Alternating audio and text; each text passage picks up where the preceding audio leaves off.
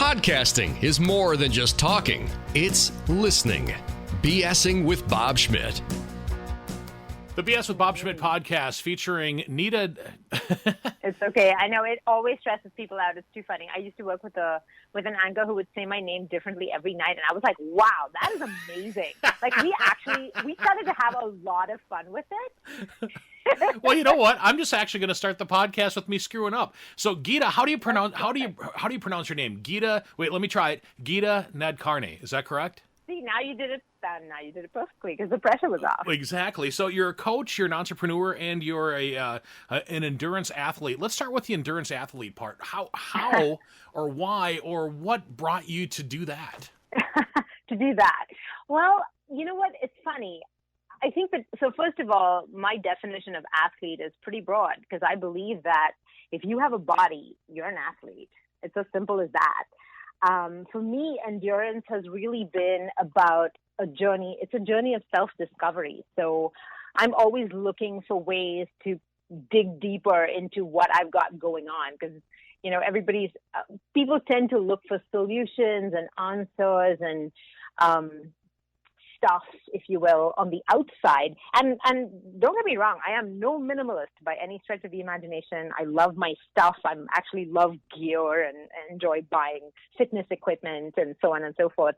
But for me, the endurance thing really is about how can I go deeper into what I've already got? Because I truly believe, you know, and this applies to business, this applies to life, this certainly applies to physical endurance. You've got a lot more than you think you have. It's just a matter of connecting to that power. And so for me, it's really about that journey of exploration. So just so you know, I've been sort of kind of out of the game a little bit for the last 3 years. So I was pregnant for the first year, and then I had pelvic floor prolapse. Now that we're all friends, and let's just get into this early in the podcast, shall we? Which basically means that your internal organs basically just kind of fall out of your lady parts. Now, yeah, it's intense. I mean, mine wasn't quite that bad. Some women really, really have it bad and they need surgery and so on and so forth. Mine wasn't nearly that bad, but it certainly shook things up. And one of the diagnoses that you receive when something like that happens to you is you can't ever do anything high impact ever again. And when I heard that, I cried, I raged, I swore like a pirate with a flesh wound. I mean, I went through multiple stages of grief. Right. And before I realized that this was somebody else's story that they were applying to me. And I decided that this was not going to be my story. Maybe this was true for other people if they chose to accept that as their reality, but it didn't have to be true for me. So I made the decision that I was going to go back to running marathon lengths and perhaps even beyond. My dream is to be an ultra runner, which is people who run longer than marathon lengths. And I was like, this is who I am. This is what I know. I practiced that knowing deep down. So then it became a matter of, okay, well, how do I do it? It's just a matter of finding the how, and it's a matter of finding the right team to support me towards this goal. And that's exactly what I did. I fired all my healthcare providers, and I worked with specialists and I told them straight up, I was like, hey, look, I'm not your average bear. This is my goal. This is what I know in my bones. I am a runner. I was built to run. I was born to run.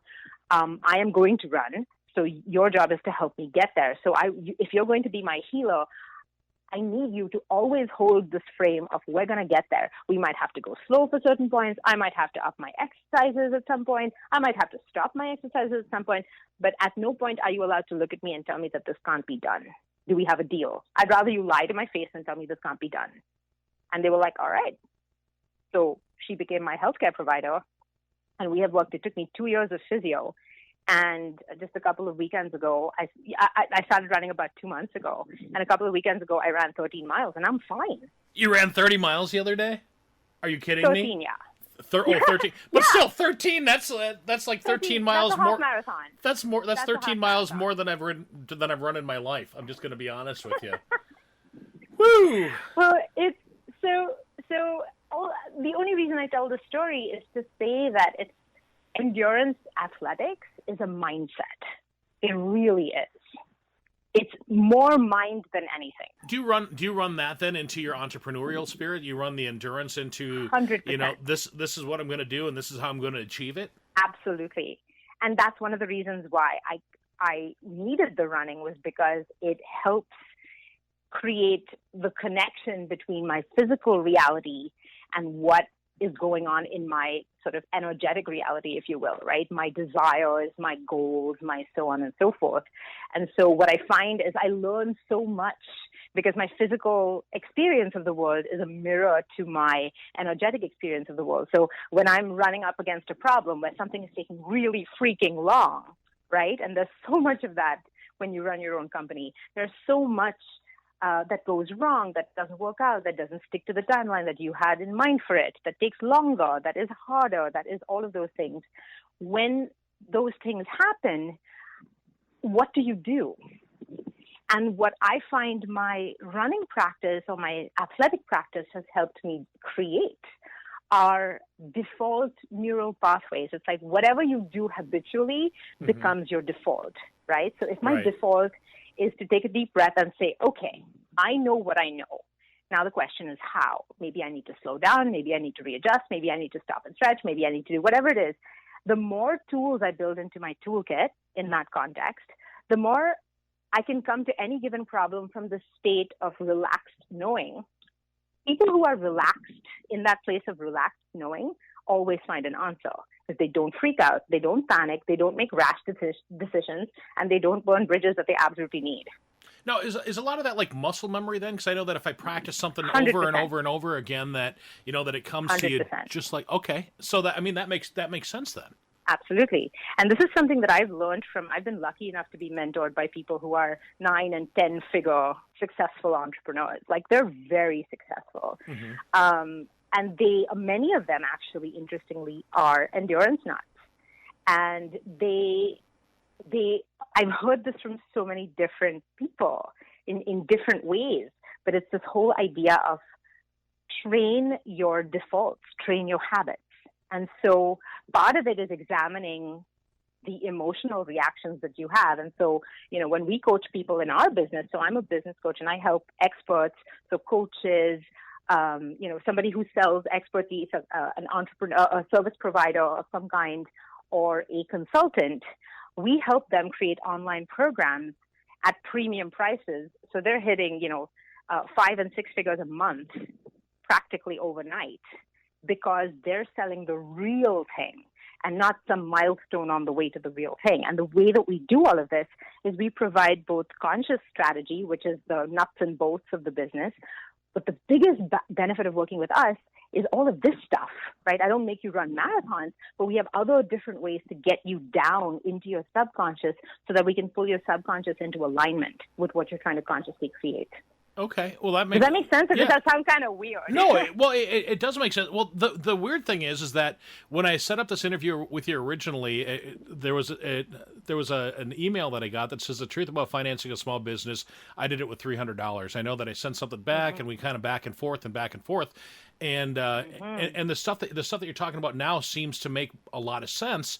The original thought, though, that the financing a business with $300, that's something I'd like to talk to you about a little bit later if we can. But let's continue with this though, with the getting things set up so that way you can do things without thinking about it and having things actually work without adding that stress to your life. So what I realized is that a lot of high achievers, and like I said, the people that we work with, the coaches, the consultants, the service providers who want to be on the premium end of their market, these tend to be people who are driven. They're ambitious. They want what they want. And they often get caught in the weeds because they start building things, and high achievers tend to enjoy achievement. And the paradox of this is that we tend to get sucked into busy work.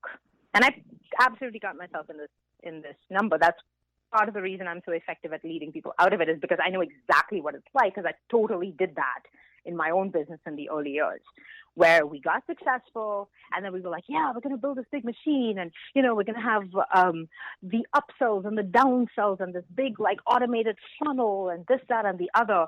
And we did it all. And the program that I had created, which was a do-it-yourself PR course called Baby Got Booked, because I've been a journalist since I was 12 years old. So I figured, like, when I decided that I was done with the 9-to-5 life, and I started that company with $300 in my bank account, which we can get to if we have time. I was like, the only thing I know how to do is to get people's stories out to the general public, and if I can create that connection, then, I can make some money, and the entrepreneurs can get the exposure they need, and the public can get the value that these entrepreneurs have created. Everybody wins. Let's do this. And so that's what we created. What I realized was that everybody benefited from the system, the strategic stuff. Everybody in our program, 96%, that's almost everybody. And for an online program, that is unreasonable. That's very, very high as a success rate. Everybody who did the work got press. Not everybody grew that company as a result of that press. Do you think it's because was it because they were afraid to grow? Because I know a lot of people that I think are successful, but then they get to that point where it's like, oh, I don't know if I want to go that far. Self-destruction. Yep, they hit their upper limit, absolutely. And that's exactly what well, it isn't necessarily even self-destruction. It is sometimes a hiding behind busy work. They will complicate their lives. They will complicate their to-do lists. They're not 100% sure what it is they really sell, who it is they really sell to. Even though we've provided this information of how to do it, it's the part that makes them confused. They kind of shut down. I realized that without support, a lot of people would know, quote unquote, these things intellectually, but be unable to truly apply them in their practice.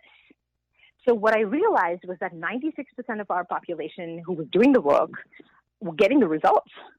But maybe 10% of the people who got the results created, and we're talking serious success. We're talking building 7-figure businesses in sometimes as little as 6 months, and between 6 and 18 months. We had one real estate broker who used our system and generated $12 million in 12 months. Oh, geez. That's a hell of a lot of money. It is. So our system clearly worked, but it worked like gangbusters for some people, and it worked just okay for others.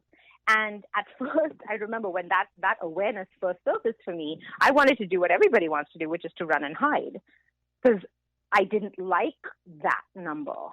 I didn't like that only 10% of people were absolutely crushing it. And it started to become it became a question of integrity for me, because I was like, well, I don't want to sell people a program that is going to get them a milestone on the way to the finish line kind of goal. You know what I mean? Yep. I don't want them to make it to the first aid station and not make it to the finish line. That's BS. I wouldn't want to buy that. So what happened with us is that, and this goes right back to that whole idea of subconscious and mindset, right? I started to lose faith. Guess what happened to my business? As soon as you start losing faith in your own business, you start failing. By the way, using BS as a term, I'm going to take that as an endearment term, since that's the name of my show, is BS with Bob Schmidt. But you can use it however you'd like. Cow doo-doo, if you will. Yeah, but as soon as somebody stops believing in whatever it is that they're selling or whatever it is that they're talking about, that's when things start to slide, right? End. Yeah. So exactly. How do you get somebody out of that mindset then? You have two options when you get to that point. Either you run away from it and you check your integrity at the door and then keep hustling, which is a very depleting kind of hustle. Right? You might get some results in the short term, but it is almost impossible to sustain long term, because I don't believe that we as human beings were created to hustle out of integrity. Hustle is fabulous if it nourishes you. You need it, right? It's like the same thing as overtraining and training in such a way that you're hurting yourself versus training in such a way that you're strengthening yourself. Mm-hmm. That kind of hustle hurts you, short and long term. And it kills your credibility. It creates so much damage that's very difficult to recover from. So I was frozen, and I had just had a baby too. So it was really bad timing for stuff that I had taken for granted to not be working. I really, really did not want to look at it, let me tell you. But I had to. I knew that it was the only way that I would save my business and save my integrity. And I knew that I couldn't create or continue to build something around something that I was beginning to lose faith in. So I did what any self-respecting journalist would do, and I'm sure, Bob, you could relate. I picked up the phone and I called our most successful clients. I just freaking called them and interviewed them to within an inch of their lives. Mm-hmm. And I was like, I need to figure out what the heck you guys are doing with my system that is getting you these kinds of crazy results. What am I missing? What do you have that the rest of us don't? And I realized it boiled down to three simple things. Simple doesn't mean easy. Simple is actually a lot harder than than complicated, sorry. Simple is harder than complicated because simple requires clarity. You have to know what you're truly doing in order to be able to cut out the fluff. Well, I would think that that'd be a hard thing to come up with, is to know. It's so funny because I had a couple of beers with a buddy of mine yesterday, and we were talking about his business, and I was able to give him ideas for his business, and then we talked about my business, and he was able to give me ideas about my business, but it seemed to work better giving each other business ideas rather than working on our own ideas. Does that make any sense? Thank you. 100%. And that's exactly why I truly believe that if you want to get anywhere in life, you need a coach. I have multiple coaches in multiple areas of my life. I have a mindset coach that helps me with my mindset and my, deep emotional awareness and that sort of thing. I have multiple physical coaches for the endurance stuff. I have business coaches. So, I pick the aspects of my life that I am most interested in growing, and then I get people to help me see what I'm unable to see. And the simplest way to explain this is try to give yourself a back massage. I can use a door jam for a scratch, but that's exactly right. Like, you can buy some stuff online that you can use, but and you can get some relief from it. It's not to say that we all don't have inherent wisdom. We do, but I don't believe that we were meant to figure this all out alone. And there is this weird cultural sub-story that runs, I think, among entrepreneurs, that you have to be somehow self-made, or that there is some kind of medal that you get for having figured it all out by yourself. And I don't believe that to be true. I believe that it takes a village to raise a child, and it just certainly absolutely takes a village to raise a business. How did you come across this knowledge? How did you realize that I can't do it all myself? I need some help. I need somebody to show me, the way. Grab me by the hand and say, no, Geeta, this is what you need to do. You need to do it this way rather than that way. I'm a parent. Honestly, I was kind of falling apart. This whole thing was falling apart for me right around the time I had my second baby, right? And I'm on top of everything, like, I have high standards for myself as a parent. So here I am, like, breastfeeding and, waking up 700 million times a night and so on and so forth. So I literally it really was a very interesting and very, very challenging period of my life where things were beginning to unravel. And I had to lean into the discomfort of it, which is, I think, a skill that I picked up, again, in my physical body. I gave birth at home, so I had my second kid at home. There is a leaning into the discomfort. The more you resist the discomfort, the pain of childbirth, the more it hurts, the more it rips you apart, the bigger it gets. And that's true with any kind of discomfort. It's not just physical discomfort. It's the same thing with fear. It's the same thing with anger. It's the same thing with betrayal or jealousy, or any of the things that we don't allow ourselves to feel. And this is, again, something that I had a pattern of not allowing myself to do. Like, I'm one of those happy, sappy, optimistic people, and I'm like a rah, like, no matter what, we're going to do it. I used to be that guy. And shutting down these pieces lets you play with only half your toolkit, which is dumb. It's counterproductive. And the analogy I like to use now is a little bit like saying, like, let's say you're feeling fear. Let's say you're staying up at night. You have built this ginormous machine. You've maybe bought a bunch of courses. You've done your best to implement bits and pieces. You're not sure if you're implementing it right. There's just so much doubt. There's all this pressure to have it figured out by yesterday, and you're in this place and you're terrified. Now, if you hustle through that fear and sort of deny that fear, it's a little bit like walking down the street knowing that there's a sniper pointing a rifle at you. There's a sniper pointing a rifle at you. You know you don't want to get shot. What must you do? You have to devote a massive amount of your attention to where that sniper is at all times in order to avoid him. That is exactly how we deal with fear when we deny it. We devote massive amounts of our attention to keeping fear under the rug. That energy and attention could be much more beneficial to us if it was used to actually build what we want. But it's not available to us because we're busy keeping fear under the rug. How do we train ourselves to not think about that or not look at that? Because every one of us has Exactly. fear. I find myself wanting to be successful, wanting to do, more podcasts, wanting to make money doing them. But I think you're right. I think that the fear of, the fear of success, the fear of failure, the fear of somebody telling The fear me of not no. having all the answers. It's lots of different fears. Yeah. Yeah. Well, you mentioned you're a parent. I'm a parent as well. I got 4 kids, and you try to paint yourself into this. Hey, I'm the dad. In my case, and well, Dad has the answers. Well, I don't have all the answers. I know it. I know I don't. But it's a struggle. It's interesting, too, because what happens when you tell yourself the story of I'm the dad, I have all the answers, or in my case, I'm the CEO, I have to have this all figured out because there are 5 people on my team, all of whom depend on me and my decisions to get this right.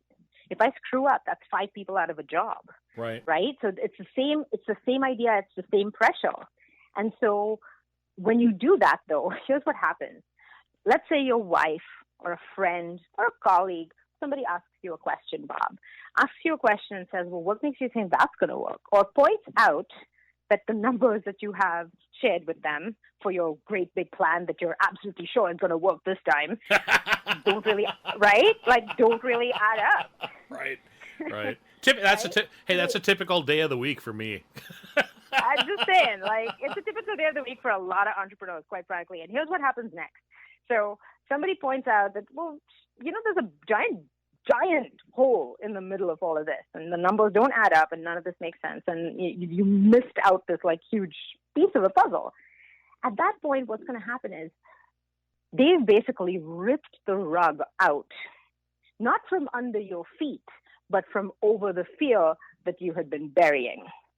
So what you tend to experience, or what most of us tend to experience, is this state of being massively triggered. This is going to create fights with spouses. This is going to create fights and a sense of alienation from the people around us who most actually want to help us. We cannot accept their help because their help feels very threatening to us. And so it confirms the story of I'm alone, I need to have this figured out, and oh my God, nobody is on my team. You see how that continues to confirm itself, and then you make even more rash decisions. You stop talking to people about it, so no one is allowed to show you how mistaken you might be, or which parts of your back you might have forgotten to massage in order to release the pain you're in, etc. And you get deeper and deeper into your stuckness. That's what happens. Do you think that most people, because you mentioned you go talk to these people, whatever, you think that most people want to help you? You think that if I went up to, you mentioned a 7-figure or 6-figure entrepreneur, that they'd want to help? Yes, I believe that. That's my core belief. And I'll tell you something. If my core belief is that most people genuinely want to help me, then that is absolutely what I will find in my life, because that is what I'm looking for. I just had a conversation with Mae McCarthy a couple of weeks ago. She was one of my podcast guests. She wrote the book, The Gratitude Formula, and that's a lot of what she talked about in the podcast, is that the things that you want, the things that you wish for, the things that you work toward are the things that happen in your life. Yeah. That's crazy. It goes against everything that people think, though. I mean, cause absolutely. We're acculturated to censor ourselves. We're acculturated to, think about even some of the messages that we send our children, or that we may have received as children, where it's like, stop crying, don't yell, don't be mad, be grateful, blah, blah, blah. And it's like, don't be mad. I'm like, you can't tell somebody to deny their emotions. So what we try to do with, right? But that's what it is. Yeah. And then over time, you sort of absorb these messages, and you start. So not only do you have zero control over when you're mad, obviously you will be mad. The worst thing is when people who genuinely have a ton of control will bury the madness. They will stop feeling it. it is there. They have lost connection to it. By losing connection to this, they are now no longer able to connect to other people. Interesting. Right? This robs us of our ability. So the fact of the matter is we're messy, emotional creatures. And so one of the things we build in our program is that place of emotional resilience. And by helping people go down and examine each person who comes into our program, we work with them. The first thing we do is we get them an appointment with our mindset coach who also practices hypnotherapy and other mindset techniques. So he's a multidisciplinary guy. So what we do is we get people into the state of deep relaxation, and then we look at what are their core limiting beliefs, because your core limiting beliefs, Bob, might be different from mine. And that means that you're going to hear the strategies, i.e. the systems aspect of our business teaching, differently from me, because your lens is different. Certain things won't make sense to you. Certain things you'll get confused by, or you'll think you've implemented them, but you haven't really implemented them, et cetera, et cetera. If we don't first help you raise your awareness and give you tools when other people are raising your awareness, like your wife who asks you, hey, Bob, how does this even make sense? Like, that's only going to work out to $600 a month. Like, that's not any kind of money. When she says something like that, if you have the tools to see that as, wow, she's raising this, and if I'm feeling triggered, this means that I had this story inside me all along. I had buried it. Now I can come from a place of gratitude to her to say, oh my God, you're right. You know what? I'm scared about this. I'm scared that I don't know what I'm doing. This is going to pull you closer together. It's going to create more harmony. So a side effect of a lot of the work that we do, we help. My job in life, this is how I understand my role. My role is to help grow people by growing their businesses. By giving you, a 6, 7, 8-figure business, you're going to have because you cannot have the 6 or 7 or 8-figure business if you're not up for it. If you can't see it, truly vision it, you can't have it. It's right in front of you, Bob. There are people all around you who have it. The reason you don't have it is because there's some filter that you've applied to prevent you from connecting to it. So my job is to help you remove those filters so that you can connect to what is right in front of you. And that is exactly why we have the kind of ridiculous success stories that we have. We had a guy who was ex-military, super disciplined guy, hustle. Man, did this man work. He worked so hard. His name is Stephen Kuhn. We've got his story up on Facebook, like a whole video that we shot with him talking about his journey. When he came to us, he had been an offline consultant making roughly roughly 5 figures a month. So 10 to 15K in his offline consulting world. But then he got married, he had small children, and he decided, I can't be flying out 4 days a week. I can't be gone from my family most of the week. I can't do it. So he tried to create a business online. He built an audience, and he was putting out content and more content and more content. This man, like I said, he worked super duper hard, and he was so mad. He was so frustrated because nobody bought. Nobody bought what he had to sell. Now, part of the reason for that, what we discovered, so first of all, he came to me trying to fix the wrong problem. He came to me wanting to grow his online presence. Luckily, I asked him the right questions, and so we discovered together that he had a massive online presence already. His real challenge was monetizing it. Then we went into, okay, well, why aren't you monetizing it? And then we realized together that he was selling the wrong thing. He was selling the thing that nobody really wanted to pay money for.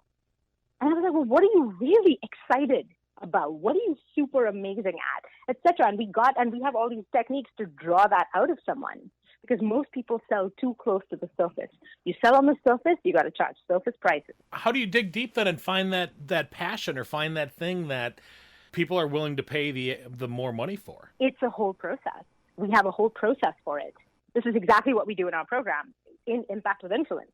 We have a whole process for it. And it's not something, as much as I wish I could just give it to you and lay it out, if I did that, I would be doing you a massive disservice, and I'll tell you why. Without first understanding your core beliefs and your blocks to the process, by giving it to you, it's a little bit like if I gave you, so part of our program is amplify, right? So we have clarify, first we clarify your mindset and messaging, then we simplify your offer so that you have one core offer and you have a very robust, effective, high integrity, low pressure selling system that just converts people even when you're charging thousands of dollars for what you do.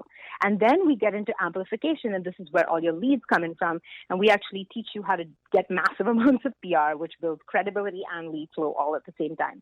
Now, I can tell you for a fact that I could give you, because I've done this literally, I could give you the entire PR system where you can get all these leads and build all this massive credibility and all this other jazz, which is exactly what Stephen had done. And you will not be able to monetize it because you're standing in your own way without understanding that deep piece of what your core blocks are. We can't. And so it's funny, this is the BS show with Bob, but he said it in no uncertain terms. He was like, the moment you called me on my BS, no one had called me on my BS before like that. He made $16,000 the next day using some of the methods he got from just our free call. He immediately enrolled in the program. Bob, his goal, when someone enrolls in our program, I don't look for clients. I look for success stories. So I don't actually invite anyone into the program until I'm sure that we can get them results. Until I'm 100% sure, you don't get a ticket in.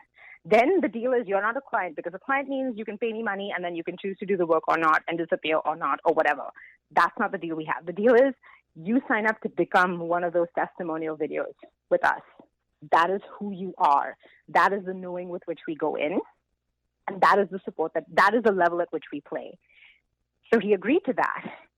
And when he said that, he was like, so, if I were to pick I asked him, I was like, if you were to pick a wild, audacious goal for how much money you'd like to make over the next 8 weeks while you're in the program, what would it be? So he says, 80K. I was like, all right, let's make it 100. And I said, why? Why do you want the 100K? He was like, well, I promised my wife 5 years ago that I wanted to buy her this big house with a huge backyard, close to schools, blah, blah, blah. They live in Berlin, or in Budapest, actually, on the border. And he just kind of threw that number out there, and he was like, no, but it's the house. This is really important to me. Do you think I'll be able to buy the house by the end of the year? 8 weeks later, Bob, Stephen put $100,000 down payment in cash on his dream house. He has never made that kind of money before. I'm a radio guy. I'd be okay with $100,000 over the next 5 years. I'm kidding. Well, maybe you need to set your sights. No, but seriously, sometimes it's because people play too small. Yeah. They're no longer energized by their goals. Right. This was a scary but exciting goal for him. He has zero clue how to do it. He had been wanting to do it for multiple years. But what we did was we went in and we took all the blocks away in his way, and then we gave him systems with which to replace the blocks. Well, I'll tell you what. Both those pieces are important. Those pieces are important. Real quick, how does somebody get a hold of you, Geeta? So the easiest way, and to get a taste of the system and see if it applies to you and resonates for you, would be to go to impactwithinfluence.com/masterclass. impactwithinfluence.com/masterclass. If you happen to be on Facebook, I run for free. It's a free group. It's open to anybody, especially if you're a coach, you're a consultant, or a high-end service provider, and you're wanting to learn how to position yourself as a premium expert. So people will charge the minimum that anybody in our program charges now. And this may not be your case before the program, but if you're intending to charge between $3,000 all the way up to $25,000, $30,000 per sale, if that's your goal, if that's what you want to do, and you're just looking for the how and you're looking for the shifts that are required, then look for the Messaging That Makes Money Facebook group. Like I said, it's free and open to the public. We're happy to help you get there. We'll have multiple links for resources that that you can use to expand your thinking so that you can start to see what's really possible and what's already in front of you. Impactwithinfluence.com for more information. Geeta Nadkarni is my guest on the BS with Bob Schmidt podcast. You know what? I'm going to do something different that I haven't done before in the BS with Bob Schmidt podcast. I'm going to stop us right now. I'm going to continue us rolling, and we're going to continue this conversation into next week's podcast, if that's okay with you. Sounds great. I'm in.